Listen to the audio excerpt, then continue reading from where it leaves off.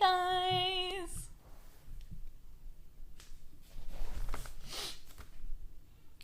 Welcome back to Cozy Women Podcast. My name is Shan, mama of the girls. And this is episode 11, I think.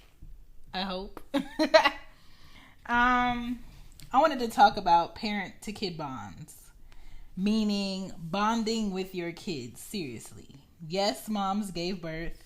Yes, dads supported. Yes, you pay bills to make sure you can feed your kids, clothe your kids, take them to school, make sure they have what they need. But how do you bond with your children? Like, how do you really get to know who they are character-wise, personality-wise? How do you pour into them, and how do they make you better? That's what I'm talking about. Bonding like glue. Welcome to Cozy Moon. Today's show is brought to you by... Thank you for supporting the Cozy Moon Podcast show. It is brought to you by Red Circle. Red Circle is a desktop platform where it doesn't have an app, but it has the best distribution that you can have for your podcast. It gives you the best reach for other platforms as far as distribution, and as far as monetizing your show, it has the best options to go ahead and monetize your show. And also people can donate directly to your podcast. And the best part is you can cross promote with other podcasters within Red Circle. So hop on to Red Circle. Don't be limited by what you can do in your podcast today. Here we go. Back to the show. Okay. When it comes to bonding with your kids, that happens in downtime. That doesn't happen because you do the things society tells you to do. That happens with real life, chill time, downtime, sitting on the couch, what you want to do. They come to you, I'm bored. Okay, we can do this, this, and this. Where's that project you was working on? Didn't you say you wanted to do this? When it comes to creating together, you can bond. When it comes to exploring together, you can bond. When it comes to challenging each other, your child can challenge you and you can challenge your child. I think that's healthy. And when it comes to discovering new hobbies, y'all can do those things and bond together. Let me expand myself. All right, so when it comes to creating together, you can do arts and crafts. I did arts and crafts today with the girls where they helped, create something for one of their dad's birthdays. But we didn't tell them because it's a surprise. You can make miniature boats with your kids. You can make miniature cars with your kids. You can, if you're into cars, y'all can help build maybe a box car, or y'all could work on the car together. You can have different talks while you're working on the car together. You can build wood houses together. I made a birdhouse with the girls before. Very easy. You can find those kits at Walmart, Michael's, or Hobby Lobby. And you can fix things together around the house.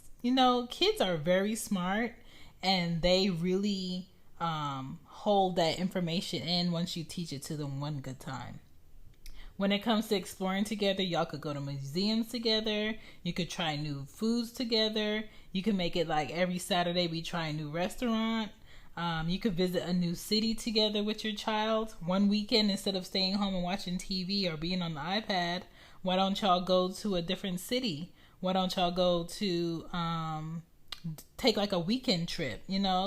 You can take trips to the bookstore, look at different books together, look at different magazines. People really don't buy magazines anymore, but seldomly in different areas you'll find a Barnes & Noble still.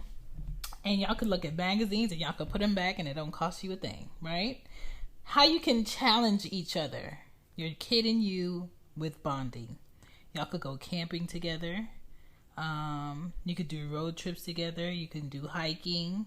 Y'all could play games together. You could plant together. I do that with the girls a lot. You can find your favorite book or your favorite movie and watch it together or read it together. When it comes to discovering new hobbies, you could try origami if you got patience. You could go fishing together if that's your thing. I don't like fishing. People have to get up too early and it takes too long. You could cook together. Sometimes I'll be in the mood to cook with the girls. Sometimes I'm not.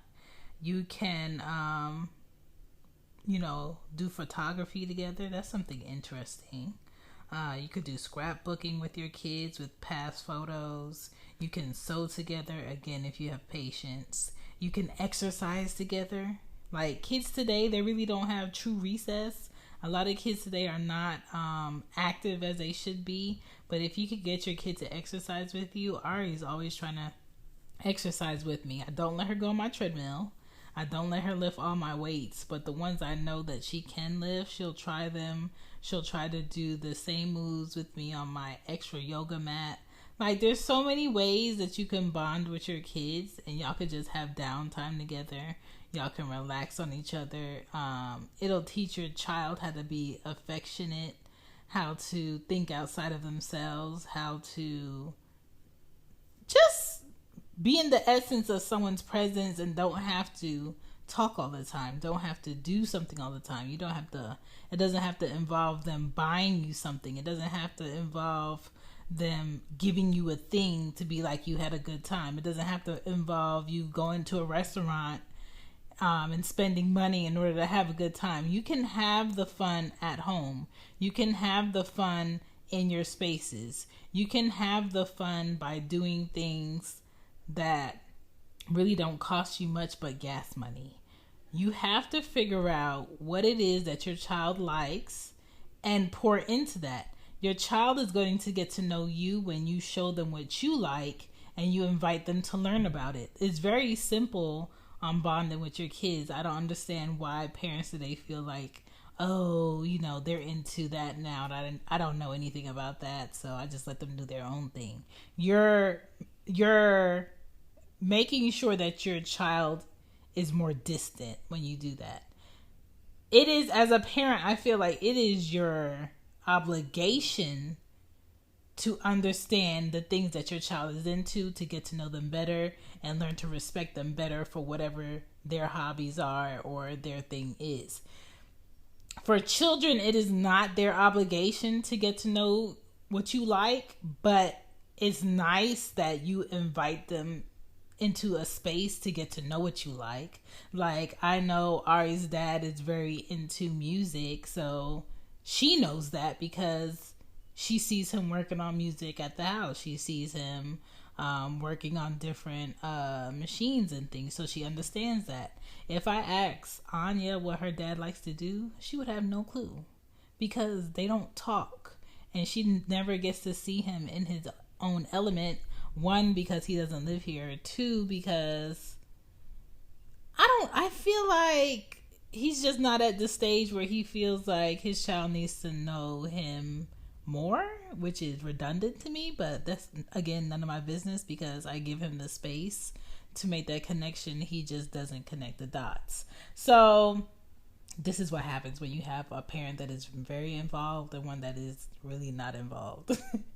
So I think Anya will probably get to know her dad personally a bit later in life.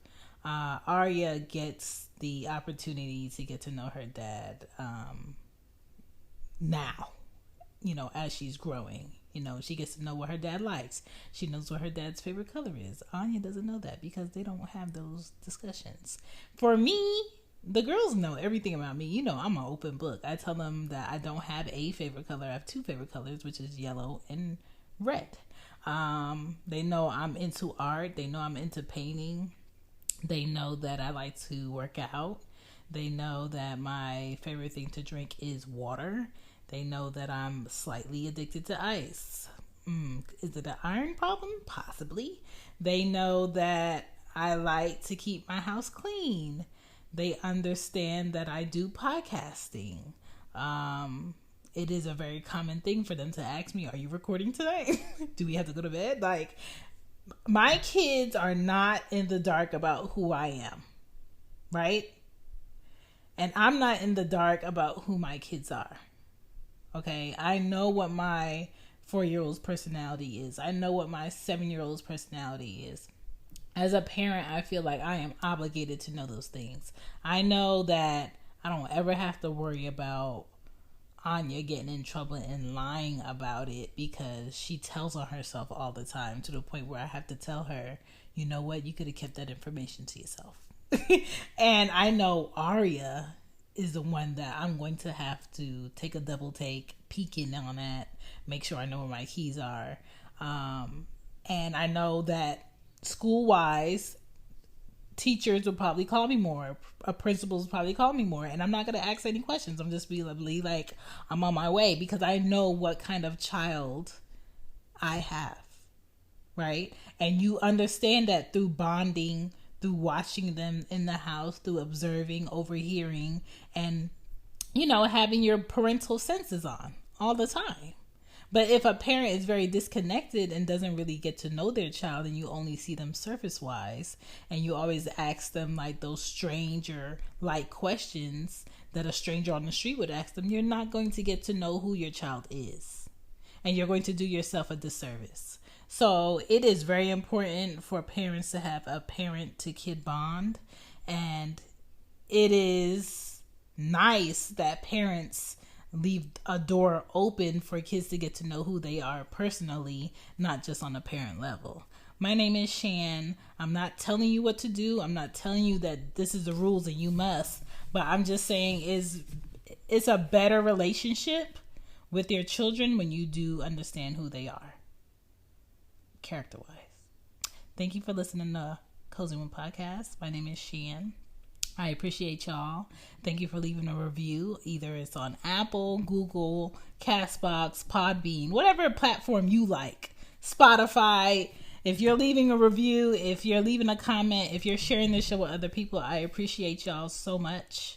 It does help me.